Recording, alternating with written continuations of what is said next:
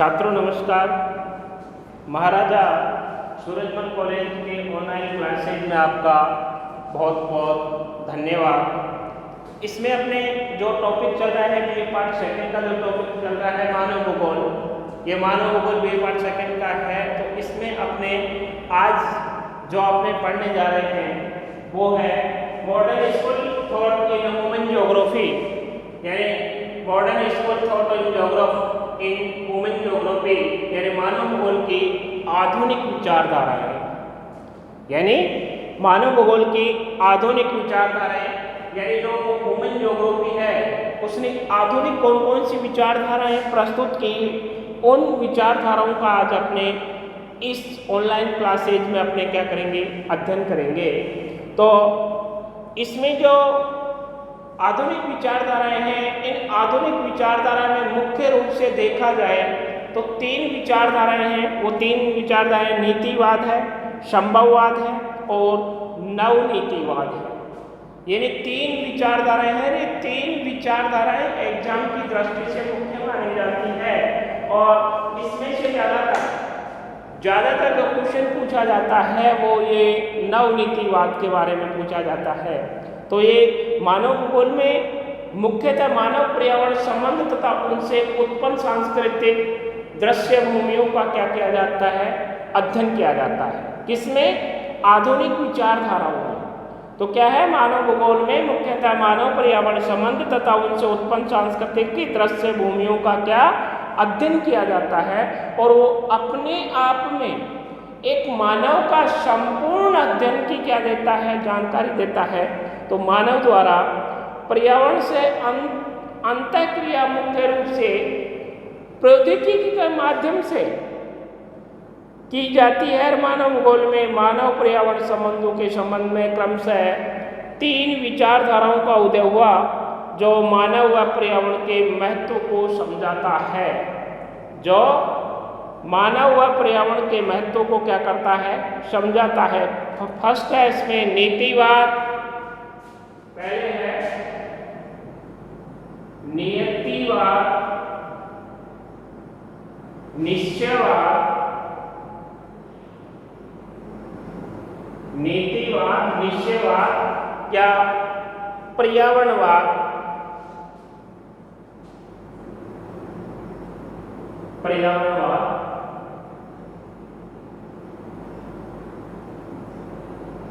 पर्यावरणवाद ये पहला सिद्धांत है जिसको तीन नाम दे सकते हैं अपने। पहला है नीतिवाद, दूसरा निश्चयवाद और तीसरा पर्यावरणवाद। इसका जो दूसरा सिद्धांत है वो है संभववाद। दूसरा सिद्धांत है संभववाद। तीसरा सिद्धांत है निश्चयवाद। नवनीतिवाद भी कह सकते हैं इसको, नवनीतिवाद। नवनीतिवाद ये तीन सिद्धांत हैं। इसके मानव भूगोल के आधुनिक विचारधाराओं को क्या करता है, इसमें समाहित किया गया है। अब इसमें जो अपना पहला सिद्धांत है नीतिवाद, निश्चयवाद व पर्यावरणवाद, ये नीतिवाद मानव भूगोल की एक प्रमुख विचारधारा है। ये नीतिवाद मानव भूगोल की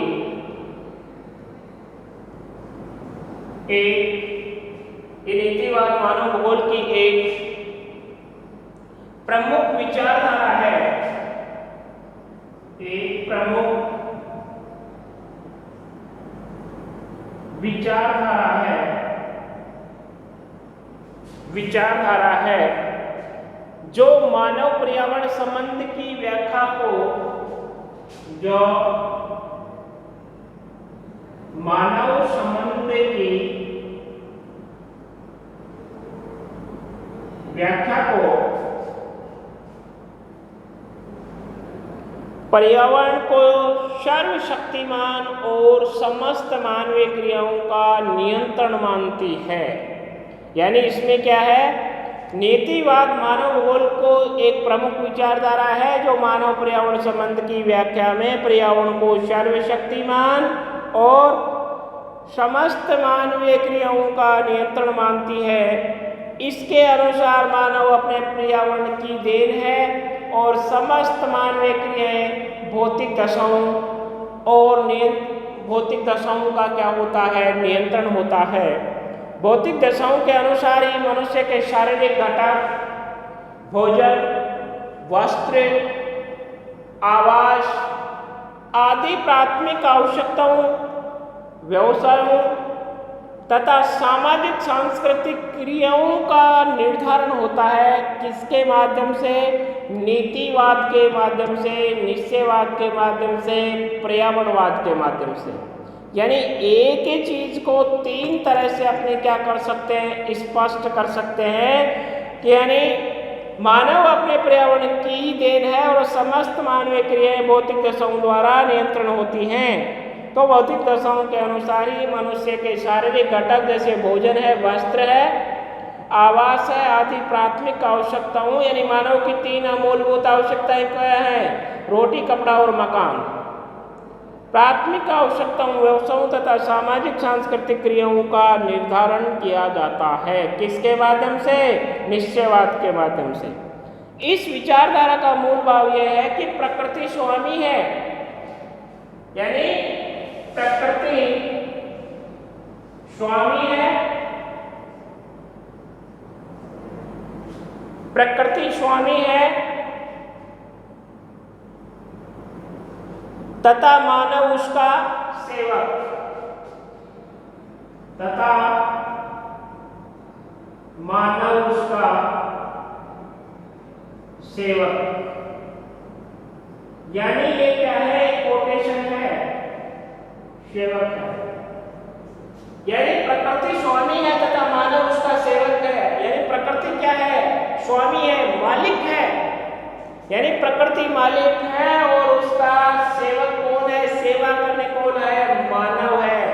यदि मानव प्रकृति की रक्षा नहीं करेगा, उसकी रक्षा नहीं करेगा तो प्रकृति पे विपरीत प्रभाव पड़ेगा और विपरीत प्रभाव पड़ने से मानव जाति क्या हो जाएगी? नष्ट हो जाएगी।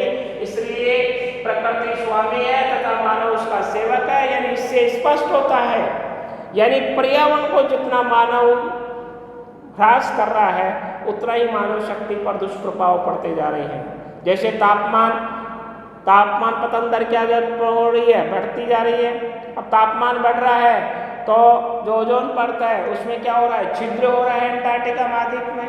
अब छिद्र हो रहा है तो उससे क्या हो रहा है? अपने को मानव जाति को क्या हो रहा है? सीधा सीधा नुकसान हो रहा है। और सीधा सीधा नुकसान होने की वजह से जो यानी टेम्परेचर बढ़ता जा रहा है और टेम्परेचर बढ़ रहा है तो जो बर्फ जमी हुई है वो किस में परिवर्तन हो रही है?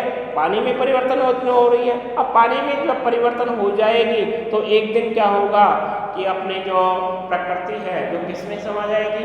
यानी महासागर में समा जाएगी। तो स्पष्ट है इन चीजों से कि जो प्रकृति है वो क्या है?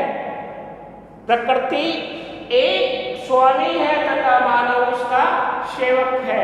यानी क्वेश्चन आया हुआ है प्रकृति स्वामी है तथा मानव उसका सेवक, स्पष्ट कीजिए। तो इससे क्या, इसमें कौन सा सिद्धांत आ जाएगा? यानी नीतिवाद, निश्चयवाद और पर्यावरणवाद के बारे में इसमें टिप्पणी आ सकती है 7.5 नंबर की। यानी ज्यादातर क्वेश्चन आता है, इसमें टिप्पणी आता है नीतिवाद के बारे में आप क्या समझते हैं, निश्चयवाद के बारे में क्या समझते हैं, पर्यावरणवाद के बारे में आप क्या समझते हैं। तीनों चीजें एक ही हैं, लेकिन इसमें एक कोटेशन दे देता है कि प्रकृति स्वामी है तथा मानव उसका सेवक। स्पष्ट कीजिए। तो क्या स्पष्ट करोगे? यदि आपको पता है कि ये पर्यावरणवाद का ये कोटेशन है कि यानी प्रकृति स्वामी तथा मानव उसका सेवक, तो आप इसको स्पष्ट कर दोगे। नहीं तो आपको पता नहीं है तो आप क्या स्पष्ट करोगे? गलत कर दोगे। तो ये बात इफेक्टेड है इसमें। अब इस विचारधारा के समर्थक प्राकृतिक पर्यावरण को क्या मानते हैं? सर्वोपरि मानते हैं, जो बिल्कुल सत्य है। यानी ये जो विचारधारा है, पर्यावरणवाद जो विचारधारा है, इसके जो समर्थक हैं वो प्राकृतिक पर्यावरण को क्या मानते हैं? सर्वोपरि मानते हैं, जो सत्य है। इसलिए इसे पर्यावरण निश्चयवाद भी कहा जाता है। इसलिए इस जो थॉट है, ये जो विचारधारा है, इसको पर्यावरण निश्चयवाद के नाम से भी जाना जाता है। इस विचारधारा का सर्वाधिक विकास किसमें हुआ था? जर्मनी में हुआ था, इसलिए इसे जर्मन विचारधारा भी कहा जाता है। यानी जर्मनी में इसका क्या हुआ? विकास, और जर्मनी में विकास होने की वजह से इसको जर्मन विचारधारा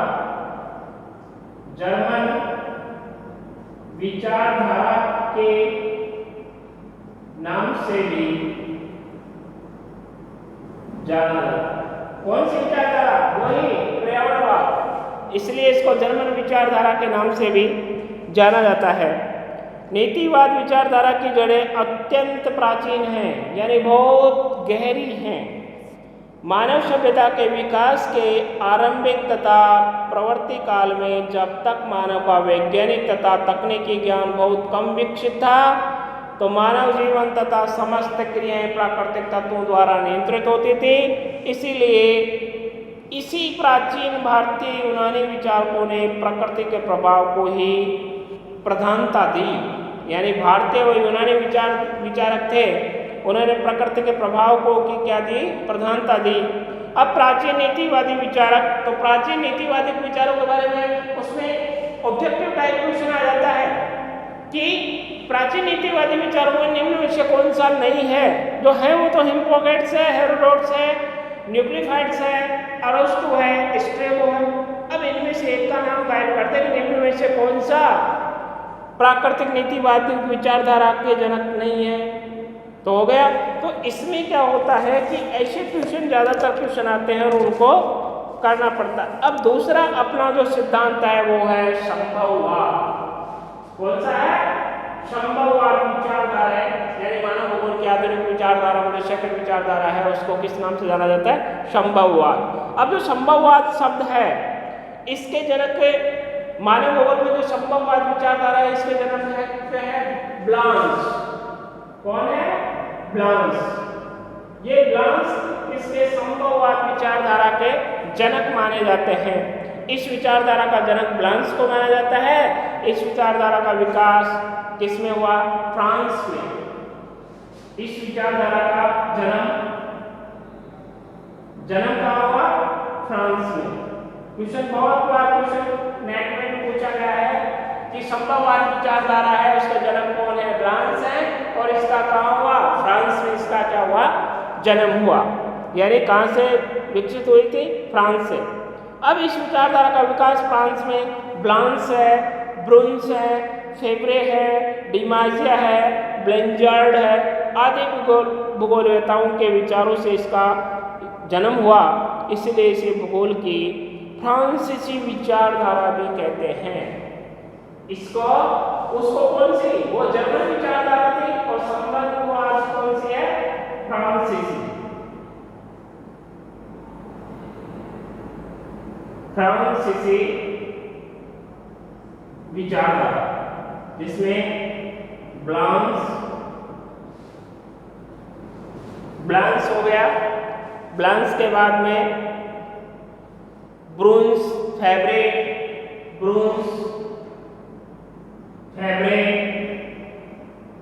डिमाजिया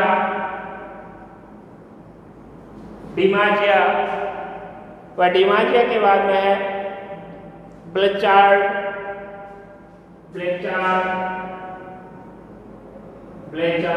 ये 5 जो भूगोलवेता है, ब्लांस, ब्रुन्स, फेब्रे, डिमाजिया, ब्लेचार्ड, ये कहाँ के हैं? फ्रांस के हैं।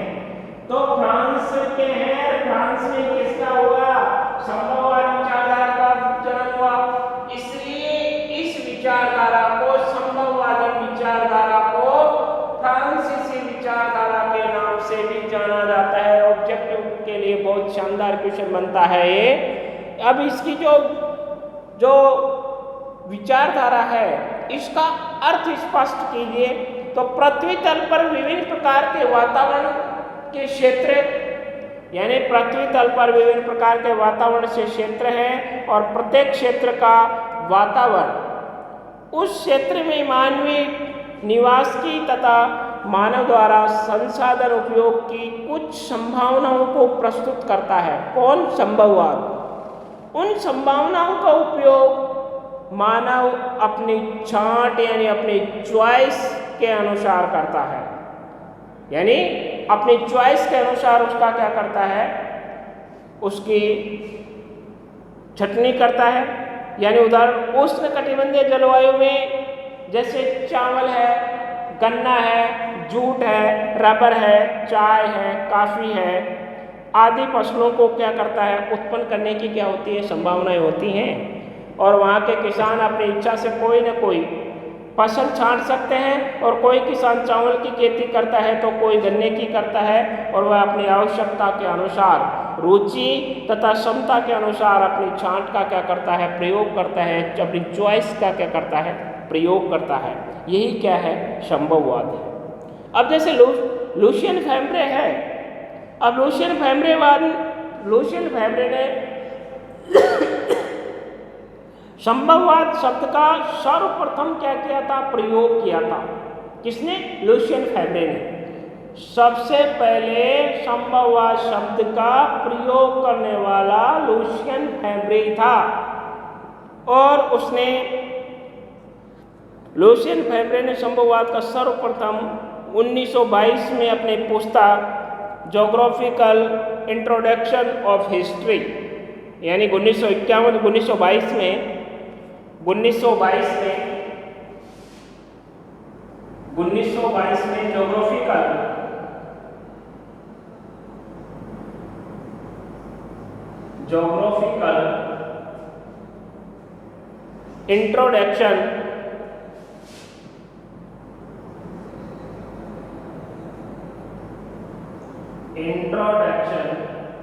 इंट्रोडक्शन ऑफ हिस्ट्री यानी 1922 में जोग्राफिकल इंट्रोडक्शन ऑफ हिस्ट्री में प्रतिपादन किया और संभववाद शब्द का प्रयोग किया। उन्होंने ये कथन भी कहा कि कहीं भी अनिवार्यता नहीं है बल्कि सर्वत्र संभावनाएं विद्यमान हैं। यानी स्पष्ट है कि कहीं भी अनिवार्यता नहीं है बल्कि सर्वत्र संभावनाएं विद्यमान हैं, और मानव इन संभावनाओं के स्वामी के रूप में इनके प्रयोग का क्या करता है, निर्णय करता है। इसलिए वो अपने आप में एक क्रिया को ही संभावित करता है। तो जीन ब्रोन्स ने कहा कि ब्लांस के शिष्य तथा संभववाद के कट्टर समर्थक थे। 1910 में इनकी पुस्तक जोग्राफिकल ह्यूमनाइज का प्रकाशन हुआ और मनुष्य अपने वातावरण के प्रमुख चुपचाप सहन नहीं करता वरन उसे परिवर्तित करने में क्रियाशीलता दिखाता है। एक कथन और है जीन ब्रोन्स का कि प्राकृतिक वातावरण द्वारा मनुष्य सीमाएं निर्धारित की जाती है और मनुष्य यदि इन सीमाओं को पूर्णतः लांघ नहीं सकता तो उनमें परिवर्तन अवश्य कर सकता है। ये क्या है, इसका एक सिद्धांत है जो अपने आप में इसको क्या करता है, देता है। अब है नवनिश्चयवाद, डिटरमिनेशन। तीसरा जो सिद्धांत है नवनिश्चयवाद भी कह सकते हैं इसको, या डिटरमिनेशन भी कह सकते हैं।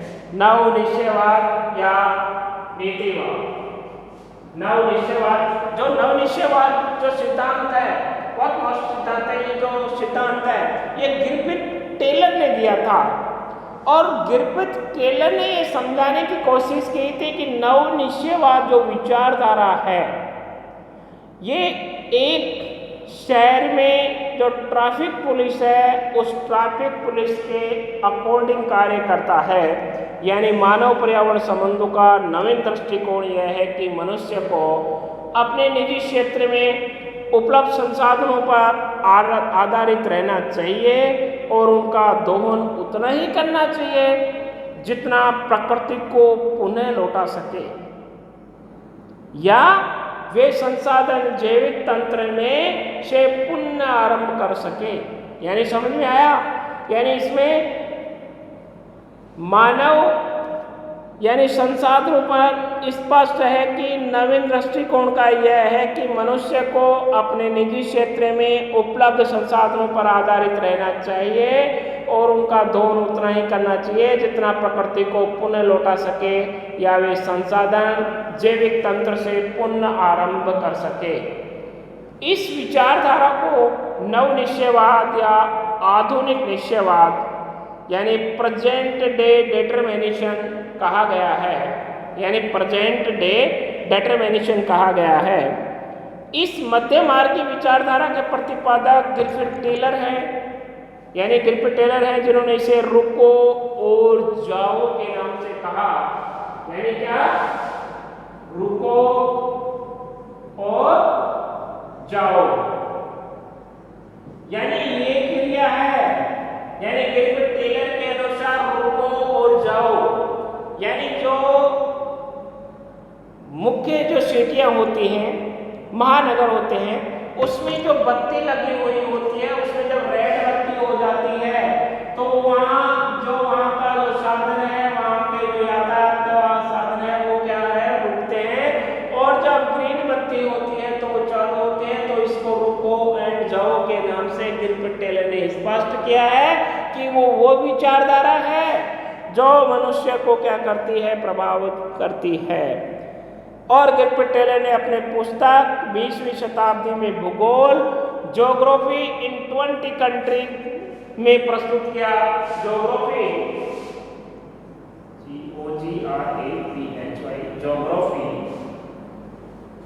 ज्योग्राफी इन 20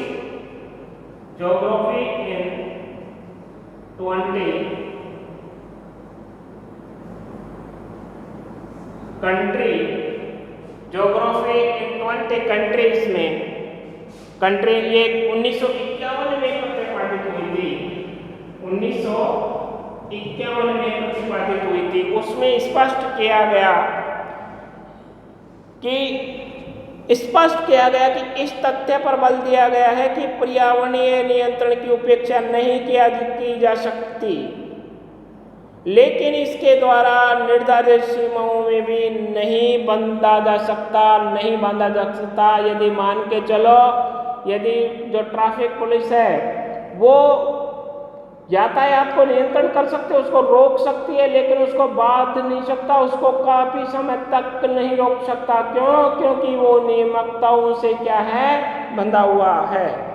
इसलिए वास्तव में न तो प्रकृति का मनुष्य पर पूर्ण नियंत्रण है और न ही मनुष्य प्रकृति का विजेता है। यानी स्पष्ट है, वास्तव में न तो प्रकृति का ही मनुष्य पर पूर्ण नियंत्रण है और न ही मनुष्य प्रकृति का विजेता है। दोनों का एक दूसरे से क्या है? क्रियात्मक संबंध है। दोनों का एक दूसरे से क्या है? क्रियात्मक संबंध है। यदि दोनों का एक दूसरे से क्रियात्मक संबंध नहीं हो तो वो उसकी सेवा नहीं कर सकते। किसकी? पर्यावरण मानव की सेवा नहीं करेगा और मानव पर्यावरण की सेवा नहीं करेगा। अब मानव किसी भी देश के विकास की गति को तीव्र कर सकता है या मंद भी कर सकता है या अवरुद्ध भी कर सकता है, ये क्या करने में सक्षम है, लेकिन वह विवेकशील है तो उसे प्राकृतिक वातावरण के निर्देशों से दूर रहकर ऐसा नहीं करना चाहिए। वह किसी बड़े शहर के यातायात नियंत्रण के समान है जो गति को परिवर्तित तो कर सकता है किंतु गति की दिशा को नहीं बदल सकता। यानी गति की दिशा में परिवर्तन नहीं कर सकता, गति की दिशा को नहीं बदल सकता। यह वाक्यांश रुको और जाओ नीतिवाद लेकर के भौगोलिक दर्शन को व्यक्त करता है। जो जी टेथम ने नवनिश्चयवाद को क्रियात्मक व्यवहार संभववाद की क्या दी थी? संज्ञा दी थी। तो यह है मानव भूगोल के आधुनिक विचारधाराएं। तो मानव भूगोल के आधुनिक विचारधाराएं 3 विचारधाराएं हैं। वो है नीतिवाद, निश्चयवाद, पर्यावरणवाद, जिसमें पहली है नीतिवाद, निश्चयवाद, पर्यावरणवाद और जिसको जर्मन विचारधारा के नाम से जाना जाता है। दूसरी है संभववाद, जिसको ग्लास से विचारधारा के नाम से, फ्रांसिस विचारधारा के नाम से जाना जाता है, क्योंकि उसका उद्भव फ्रांस ने किया था, फ्रांस का है। और तीसरी विचारधारा है नवनीतिवाद। तो नवनीतिवाद को रुको और जाओ के नाम से जाना जाता है, जो किसने नाम दिया था? गिलफर्ड टेलर ने। और उनकी किताब 1951 में प्रतिपादित हुई थी, ज्योग्राफी इन ट्वेंटी कंट्री, जिसमें इसको स्पष्ट किया गया कि जिस प्रकार शहरों में जो लाल बत्ती लगी हुई होती है, यानी ट्रैफिक को जो नियंत्रण करने का जो सूचक होता है, उसके समान मानव भी इसमें क्रिया करता है पर्यावरण में। वो उसको बाधित कर सकता है, रोक सकता है, धीमी कर सकता है, लेकिन उसकी दिशा में परिवर्तन नहीं कर सकता। तो ये किस पे आधारित है? पर्यावरणवाद पे, नवनिश्चयवाद पे। ये अपने सिद्धांत थे वो कंप्लीट। अब अपनी नेक्स्ट क्लास में आगे का टॉपिक स्टार्ट करेंगे। धन्यवाद।